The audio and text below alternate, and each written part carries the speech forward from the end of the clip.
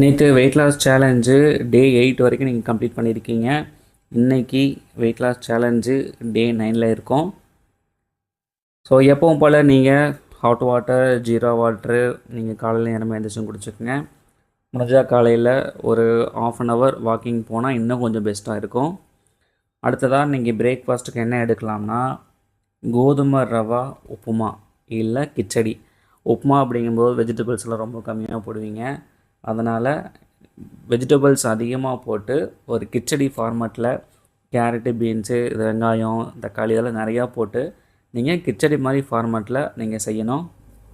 முடிஞ்ச அளவுக்கு எண்ணெயெல்லாம் நீங்கள் கம்மியாக சேர்த்தணும். ஆயிலாக முடிஞ்சளவுக்கு கம்மியாக சேர்த்திக்கிங்க. ஸோ இது ஒரு 200 கிராம் நம்ம எடுக்க போகிறோம் அப்படின்னா இதோட 350 கேலரிஸ் வருங்க. அதாவது ஒரு கிளாஸ் நீங்கள் ரவை எடுக்கிறீங்கன்னா அதை விட 2 மடங்கு 3 மடங்கு வெஜிடபிள்ஸ் நீங்கள் தாராளமாக சேர்த்திக்கலாம். ஸோ அப்படி சாப்பிட்டா தான் நமக்கு நல்ல பெனிஃபிட்டாக இருக்கும். ஸோ இதோட கேலரிஸ் 350. இது கூட ஒரு நம்ம பாயில்டு எக் எடுத்துக்கலாம். அது ஒரு 80 கேலரிஸ் வருங்க.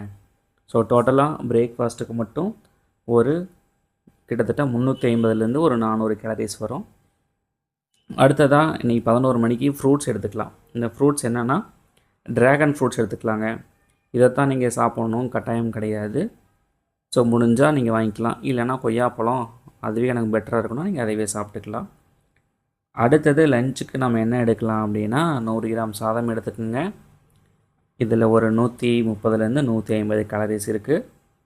இது கூட இன்றைக்கி நம்ம நான்வெஜ்ஜு சிக்கன் எடுத்துக்கலாங்க.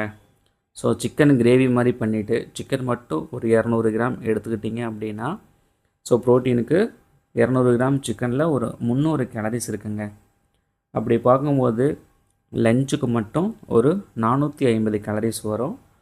சாப்பிட்டு முடிச்சதுக்கப்புறம் நீங்கள் ஃப்ரூட்ஸ் ஏதாவது சாப்பிட்டுக்குங்க, சரிங்களா? Fruits compulsory. இது கூட நீங்கள் ஒரு கொய்யாப்பழம் சாப்பிட்னா கூட சாப்பிட்டுக்கலாம். அடுத்ததாக ஒரு 4 மணி டைமில் நீங்கள் என்ன எடுக்கலான்னா ஒரு ஆம்லா ஜூஸு எடுத்துக்கலாம். அது ஒரு 100லேருந்து ஒரு 200 ml எடுத்துக்கங்க, ரொம்ப நல்லது. ஆம்லா ஜூஸ் வெறும் வயிற்றில் காலையில் குடிக்கலாமான்னு நிறையா பேர் கேட்டிருந்தீங்க.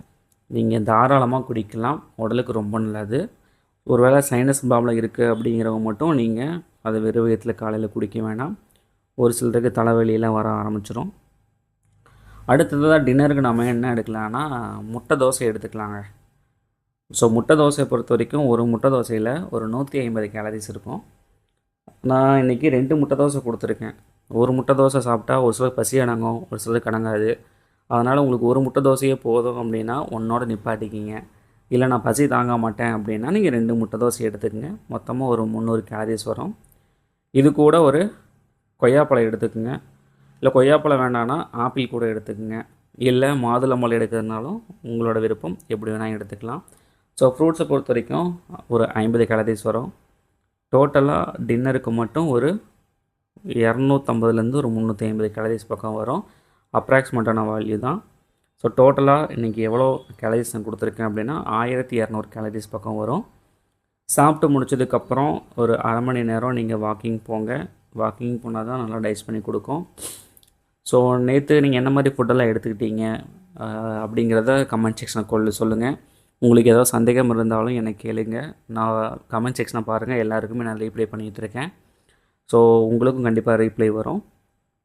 ஸோ நாளைக்கு வெயிட் லாஸ் சேலஞ்சு டே 10ல் என்ன மாதிரி ஃபுட்டெல்லாம் எடுத்து நம்ம வெயிட் லாஸ் பண்ணலாம் அப்படிங்கிறத பற்றி நான் டீட்டெயிலாக சொல்கிறேன். ஸோ நல்லா பண்ணிகிட்ருக்கீங்க. நாம் நாளைக்கு வெயிட் லாஸ் சேலஞ்சு டே 10ல் பார்க்கலாம். தேங்க்யூ.